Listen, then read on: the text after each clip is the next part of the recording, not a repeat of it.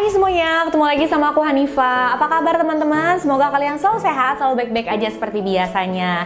Oh ya, aku mau ucapin selamat tahun baru ya buat kalian semua. Semoga di tahun yang baru ini dengan tujuan yang baru, dengan segala macam hal-hal baru yang positif lah pokoknya. Virus corona juga cepat hilang deh gitu ya, dan semua kembali seperti semula. Nah, untuk kalian yang baru pertama kali nonton video aku, jangan lupa ya, aku upload video setiap hari Selasa, Kamis, dan Sabtu jam 8 malam. Jadi jangan lupa nonton. Oke, hari ini aku mau cerita tentang kisah seorang gadis remaja berumur 17 tahun yang terdampar di hutan Amazon dan dia harus terpaksa bertahan hidup sendirian di sana. Kalian tahu lah ya, hutan Amazon itu terkenal banget dengan hewan-hewannya yang liar dan buas. Belum lagi medannya yang ekstrim, cuacanya yang ekstrim. Kira-kira kenapa ya dia bisa terdampar di dalam hutan Amazon ini, dan apakah dia akan berhasil selamat pada akhirnya?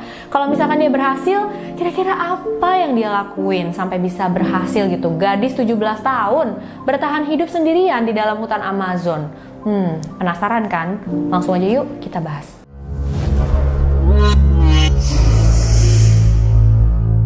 Cerita kali ini adalah kisah dari seorang gadis yang luar biasa pemberani yang bernama Julian Kopka. Dia lahir di Lima, Peru, Amerika Selatan pada tahun 1954. Orang tuanya tuh sebenarnya asli Jerman, tapi mereka bekerja di sebuah museum sejarah alam yang ada di Lima, Peru. Ayahnya bernama Hans Wilhelm Kopka, dia adalah seorang ahli biologi, dan ibunya bernama Maria Kopka. Dia juga seorang ahli biologi tapi khusus mempelajari tentang hewan burung. Saat Julian berumur 14 tahun, kedua orang tuanya harus pindah dari Lima untuk mendirikan stasiun penelitian di dalam hutan hujan Amazon.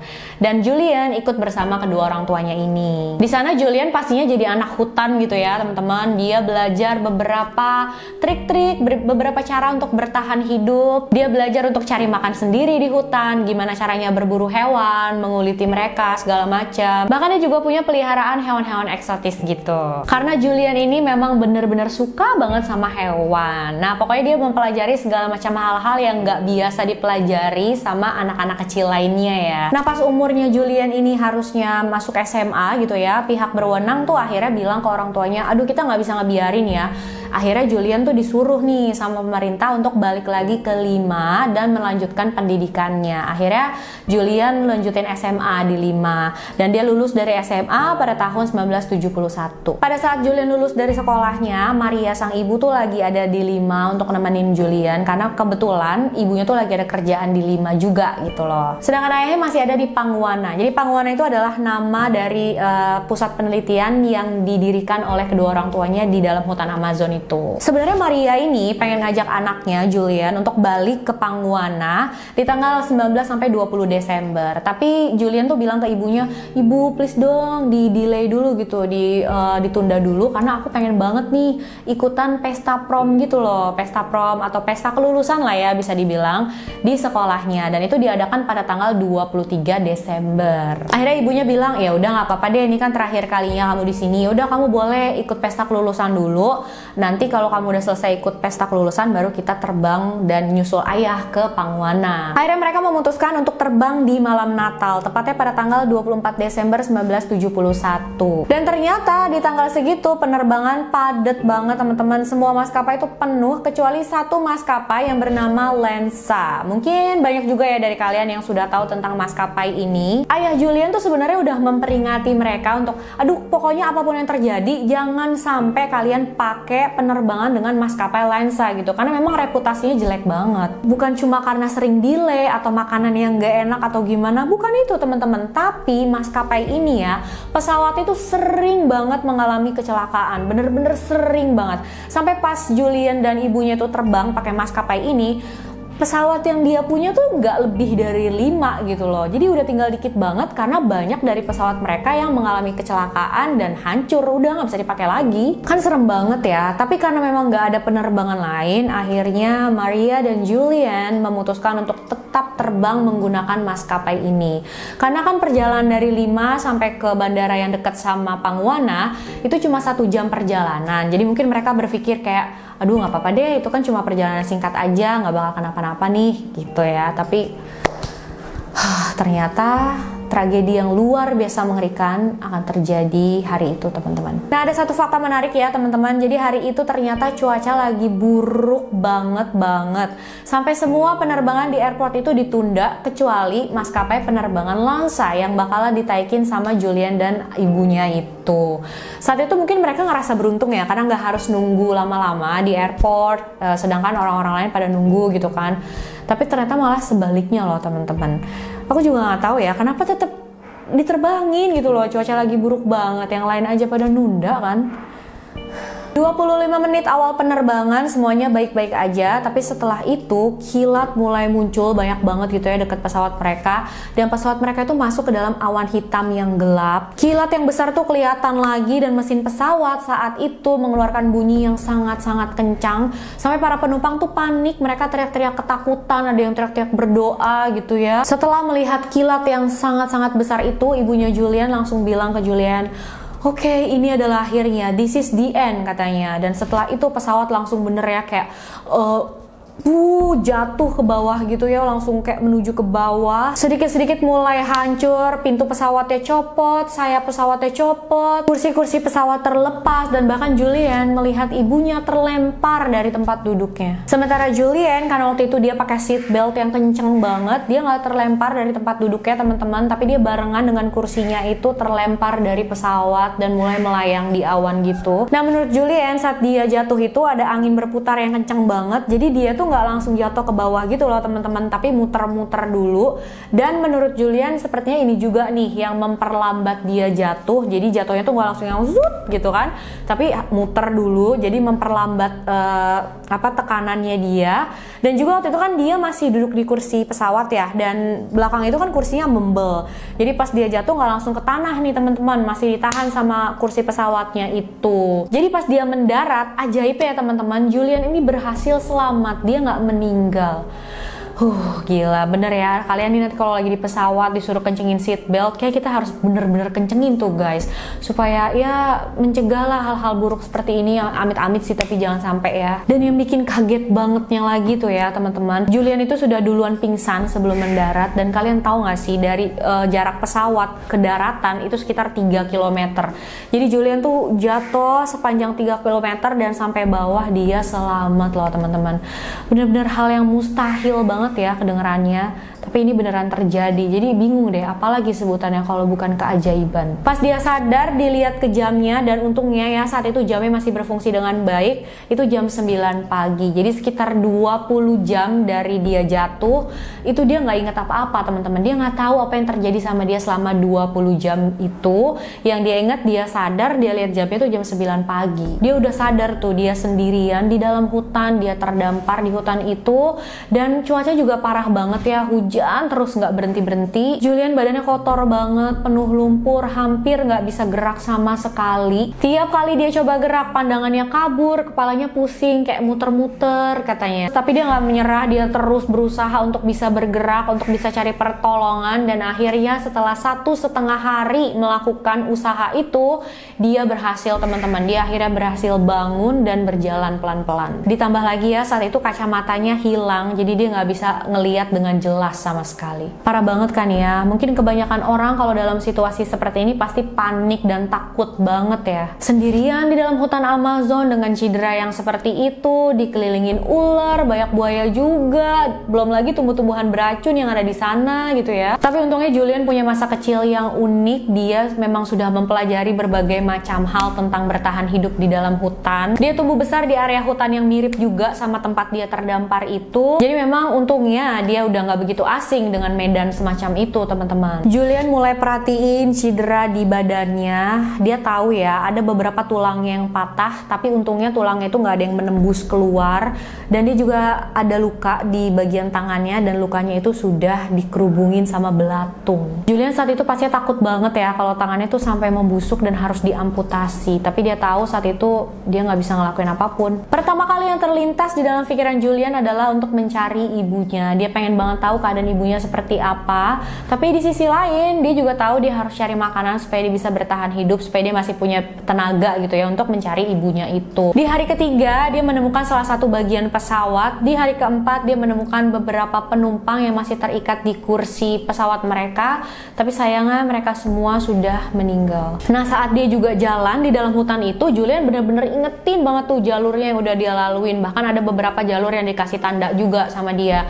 Karena kalian tahu sendiri lah, di hutan tuh gampang banget orang tersesat kan. Dan Julian juga tahu itu, makanya banyak jalur-jalur yang ditandain supaya dia nggak cuma bolak-balik aja gitu loh. Julian pasti berusaha banget untuk nemuin ibunya, dia cari ibunya. Tapi dia juga sadar ya, dia nggak bisa mempertaruhkan nyawanya sendiri. Karena kalau dia tetap stay di area itu dan nggak coba cari pertolongan, dia bakalan meninggal di sana. Jadi ya dia melakukan apa yang harus dia lakukan. Dia pergi dari area itu untuk mencari bantuan. Nah, untungnya Julian ini menemukan satu pak permen gitu ya teman-teman di dalam tas seorang penumpang. Jadi permen itu adalah satu-satunya makanan yang bisa memberi Julian kalori. Yang lebih gregetnya lagi nih ya, saat itu Julian bisa mendengar pesawat penyelamat terbang di atas dia gitu ya.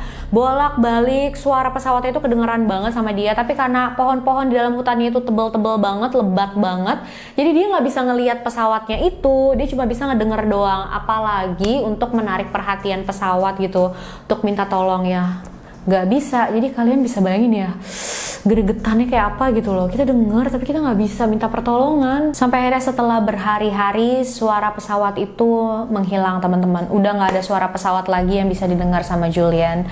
Karena memang tim penyelamat saat itu ya udah nggak mencari korban selamat lagi. Mereka sudah berasumsi kalau semua korban itu meninggal. Dan saat itu luar biasa banget. Katanya perasaan Julian tuh benar-benar hilang harapan. Dia tahu nggak ada yang bisa nyelamatin dia. Satu-satunya cara kalau dia mau selamat adalah dia harus bergantung sama kemampuannya sendiri, bergantung sama dirinya sendiri. Untuk dapat air itu nggak begitu sulit bagi Julian karena kan sering hujan di sana, dan juga kadang kalau pagi-pagi itu ada embun yang jadi air di daun-daun, itu dia jilat gitu ya, dia minum, dia bisa dapat air dari situ. Tapi untuk makanan itu benar-benar sulit banget karena walaupun dia sudah diajarin caranya berburu sama orang tuanya, tapi saat itu dia nggak punya peralatan untuk berburu ya teman-teman, juga untuk memasak nggak ada sama sekali. Kalau dia mau makan tumbuh-tumbuhan yang ada di sana, dia juga takut karena kan banyak banget tumbuh-tumbuhan beracun yang ada di sana. Bukannya kenyang, nanti bisa berakibat fatal malahan kalau dia sembarangan kan. Untung dia masih punya permen yang tadi itu loh teman-teman. Akhirnya dia hemat-hemat tuh makan permennya, pagi satu, nanti siang satu, malam satu, ya pokoknya dihemat banget lah sama dia. Tapi ya namanya permen ya akhirnya bakalan habis juga. Saat permen itu habis, Julian mengalami kelaparan yang sangat-sangat parah. Dia sempat mau ambil katak liar untuk dimakan, tapi karena kataknya itu lari gitu kan, loncatnya cepet banget, kabur. Dan saat itu Julian juga udah gak punya tenaga yang besar untuk ngejar kataknya itu. Untuk jalan cepat aja udah susah, apalagi untuk lari ya teman-teman. Jadi ya dia gak bisa makan katak itu. Dan sebenarnya ya dia tuh beruntung banget loh, karena ternyata nantinya diketahui kalau katak yang dia mau makan itu adalah katak beracun. Kalau saat itu dia berhasil nangkap kataknya terus dia makan, ya udah bisa berhenti sampai di situ perjuangan dia. Julian saat itu teringat sama pelajaran yang dikasih tahu ayahnya. Jadi ayahnya bilang, Julian, kalau kamu sampai tersesat di hutan suatu hari, yang harus kamu lakuin adalah kamu harus cari aliran air. Kalau misalkan kamu ketemunya cuma aliran air yang kecil, nggak apa-apa, kamu ikutin aja karena aliran air kecil itu bakalan membawa kamu ke aliran air yang besar. Dan kalau kamu sudah sampai dekat dengan aliran air yang besar, itu berarti sudah dekat sama pemukiman ataupun tempat apalah yang bisa menyelamatkan kamu. Akhirnya itulah yang dilakukan oleh Julian teman-teman. Dia ikuti saran ayahnya, dia ikuti aliran air, dan ini bener-bener gak mudah ya teman-teman. Saat itu jam tangannya udah mati, udah gak berfungsi lagi, dan Julian juga cuma pakai dress pendek gitu, dan pastinya itu gak ngelindungin dia dari dingin, juga dari nyamuk-nyamuk ganas yang ada di sana. Ditambah dia juga kehilangan sepatunya, jadi dia gak pakai sepatu. Dan kalian tahu sendiri namanya hutan, pastinya banyak nih ular-ular ular yang berkamuflase di antara daun-daun. Dan dengan dia nggak pakai sepatu itu, pastinya kemungkinan dia tergigit sama ular itu jauh lebih tinggi ya teman-teman. Akhirnya Julian putusin untuk lewat jalur air, karena menurut dia itu lebih aman daripada lewat jalur darat. Walaupun ya di sungai-sungai yang dia laluin itu banyak buaya juga yang bolak-balik masuk keluar dari dalam air gitu ya teman-teman. Tapi Julian tahu dia nggak ada pilihan lain, dan juga dia tahu kalau buaya itu nggak sering ganggu manusia gitu kalau misalkan dia nggak diganggu duluan. Dan Julian ini sempat beberapa kali harus berenang di sungai yang dia lewatin, dan di bawahnya itu ada buayanya loh teman-teman. Tapi dia berhasil selamat. Aduh, sumpah ya, ini menurutku luar biasa banget. Aku bener nih ceritain aja ke kalian, aku dengernya aja udah deg-degan. Tapi menurut Julian, hutan itu nggak semengerikan yang dibayangkan oleh orang-orang. Asal tahu aja di mana letak bahayanya, ya pasti ya harus mempelajari dulu lah ya berarti. Apalagi Julian ini memang seneng banget sama binatang ya teman-teman. Hebat banget sih ini beneran. Dia tuh masih 17 tahun, lihatlah betapa berani dan pinternya dia ya. Ini loh yang menyelamatkan nyawanya. Salut bener aku. Dan menurut Julian juga saat itu kayaknya rasa takutnya tuh sudah menghilang. Adrenalinnya untuk bertahan hidup tuh benar-benar mengalahkan semua rasa takutnya. Cuma itu yang difikirkan, untuk terus aja berusaha untuk tetap bertahan hidup gitu. Sampai akhirnya datanglah momen yang ditunggu-tunggu sama Julian. Jadi di hari ke-10 dia terdampar di hutan Amazon itu, dia melihat sebuah perahu di seberang sungai. Dan saat itu sebenarnya Julian gak yakin ya kalau itu beneran. Dia takutnya itu cuma hayalan atau imajinasinya dia sendiri, karena saat itu memang dia sudah sering banget menghayal, sering banget berimajinasi, bahkan mimpi yang aneh-aneh gitu teman-teman.